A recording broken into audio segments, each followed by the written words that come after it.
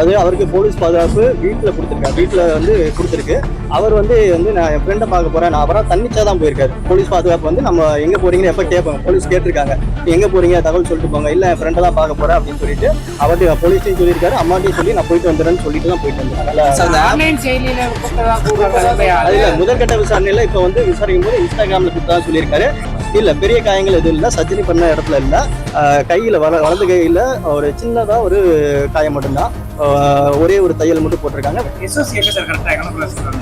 கரெக்டா எஸ்ஓசி வந்து பாத்தீங்கன்னா நம்ம பிஎஸ்எல் தேர்ட் பேக் சைட்ல வந்து வசந்தம் காலனின்னு இருக்கு, அது கொஞ்சம் இருட்டான பகுதி. வசந்தம் நகர் கொஞ்சம் இருட்டான பகுதி. அது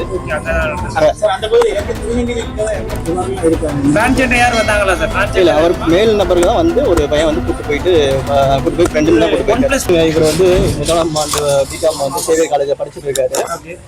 இவர் தன்னோட பெருமாள்புரம் புடிசை ஆற்று வாரியம் இருக்குல்ல, அதுல வந்து குடியிருந்துட்டு இருக்காரு. அவங்க அம்மா தங்கச்சி கூட இருக்காங்க. இன்னைக்கு வந்து அவரோட நண்பர், தெரிஞ்ச ஒரு நண்பர் வந்து கூப்பிட்டா வீட்டுல வந்து பார்க்க போறேன்னு சொல்லி வீட்டுல சொல்லிட்டு போயிருக்காரு. எங்களுக்கு வந்து ஒரு சுமார் ஒரு 6:45-7 மணிக்கு வந்து தகவல் வருது. இந்த மாதிரி போய் பார்த்து போலீஸ் பார்த்துட்டு அவங்க ஒன்னா டேட் ஆம்புலன்ஸ் எடுத்துட்டு கூப்பிட்டு வந்துட்டு ட்ரீட்மெண்ட் கொடுத்துட்டு இருந்தோம். விசாரிக்கும் போது என்ன தெரிய வருதுன்னா, இவர் இந்த சமூக வலைதளங்கள்ல ஒரு தெரிஞ்ச நண்பர் அப்படின்னு சொல்லி போன் பண்ணி கூப்பிட்டுருக்காங்க. இவரை கூப்பிட்டு இந்த மாதிரி அவரோட ஃப்ரெண்டு தான் நினைச்சு போய் பார்த்துருக்காரு. ஃப்ரெண்டு தான் நினைச்சு பார்த்துருக்காரு. பார்க்க போகும்போது அதுல வந்து தனியா கூப்பிட்டு போயிட்டு அவர்கிட்ட வந்து அந்த செல்போன் அவர்கிட்ட வந்து செல்போனை பறிச்சுட்டு வேற ஏதாவது காசு இருக்கான்னு சொல்லி கேட்டிருக்காங்க. காசு இல்லாத காரணத்தினால செல்போன் மட்டும் பறிச்சுட்டு அவரை கொஞ்சம் தாக்கியிருக்காங்க. தாக்குனதுல அவர் சின்ன காயம் ஏற்பட்டிருக்கு. அந்த காயத்துக்கு இப்போ முதலுதவி ட்ரீட்மெண்ட்லாம் பண்ணி அவருக்கு வந்து நல்லா சிகிச்சை, நல்லா ஃபுல் ட்ரீட்மெண்ட் கொடுத்துட்டு அவரை வந்து இப்போ டிஸ்சார்ஜ் பண்ணி வீட்டுக்கு அனுப்பிட்டாங்க. குறிப்பா அந்த வரதுக்கான காரணம் என்னன்னு ஏதாவது விசாரணை பண்ணிருக்கலாம்? அது இது முதற்கட்ட விசாரணையில அவர் வந்து சொன்னதை சொல்றேன்.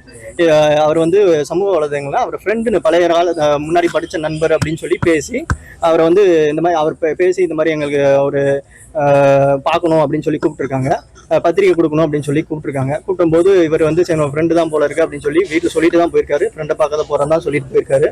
போகும்போது போய் பார்த்ததுக்கப்புறம் தெரியுது நம்ம ஃப்ரெண்டு உள்ள இருக்காரு வாங்கன்னு சொல்லி கூப்பிட்டு போயிட்டு அதுக்கப்புறம் அந்த செல்போனை பறிக்கிற நோக்கத்துக்காண்டி அவங்க வர வச்சிருக்காங்க.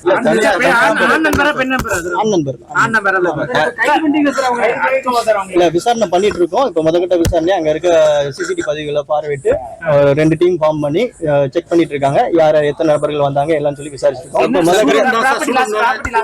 இப்ப முதற்கட்ட விசாரணையில ஒரு சுமார் 4 நபர்கள் வந்து பறிச்சு போன மாதிரி இருக்கு. ப்ராப்பர்ட்டி வந்து அவங்க செல்போன் மட்டும், அவரோட செல்போன் மட்டும் தான், வேற எதுவும் இல்ல. பணம் எதுவும் இல்ல. அவர்கிட்ட ஜிபேல இருக்க பணம் கேட்டிருக்காங்க போல இருக்கு. அவர் ஜிபேல எதுவும் பணம் இல்ல. அவருக்கு அதுக்காண்டி வந்து அவர் போன் போன காரணத்தினால இன்ஸ்டாகிராமோட ஐடியை நாங்க ரெக்கவரி பண்ணிட்டோம். அதோட பாஸ்வேர்டு அவருக்கு மறந்து போயிடுச்சுன்னு சொல்றாரு. மேலும் அந்த இன்ஸ்டாகிராம் ஐடியை வந்து ரெக்கவரி பண்றதுக்காண்டி மெயில் ஐடியில ஃபர்கெட் பாஸ்வேர்ட் கொடுத்து நாங்க ட்ரை பண்ணி பார்த்துட்டு இருக்கோம். மெயில் ஐடி பாஸ்வேர்டு மறந்து போனதா சொல்லிட்டு இருக்காரு. அவர் கொஞ்சம் பதத்துல இருக்காரு. அதனால கொஞ்சம் தெளிவானவனையும் விசாரிச்சு வீட்டுக்கு அவர் ட்ரீட்மெண்ட் முடிச்சு வீட்டுக்கு அனுப்புறோம் கிளம்புறேன்னு சொல்லிட்டு. ஏற்கனவே இவர் காவல்துறையோட கண்காணிப்புல இருக்காரு. ஏற்கனவே ஒரு மீது வந்து கொலைவெறி தாக்குதல் நடத்தப்பட்டிருக்காங்க. திரும்பவும் இதே மாதிரி ஒரு போலீஸ் துறையில ஒரு கேர்லெஸ்ஸா சொல்றது எப்படி சார் பார்க்க முடியும்? அதாவது அவரோட தன் விருப்ப பேர்லாம் போயிருக்காரு. போலீஸ் பாதுகாப்பு இருந்ததுல அவரு நான் தன்னிச்சையா தான் வந்து நான் வந்து போறேன், போய் ஃப்ரெண்டை பார்த்து வரேன்னு சொல்லி அவரோட அம்மாட்டையும் தான் போறாரு. நாங்க போலீஸ் அறிவித்தையும் வேண்டாமா போக வேண்டாம் சொல்லி என் ஃப்ரெண்டு தான் நான் போய் பார்த்துட்டு வந்துடுறேன் சொல்லி அவர் அந்த மாதிரி இப்ப வரைக்கும் விசாரணை இல்ல. முதற்கட்ட விசாரணை அந்த மாதிரி எந்த தகவலும் இல்ல. இது முழுக்க இது ராபரி பண்ண நோக்கத்தோட இது பண்ணிருக்கு.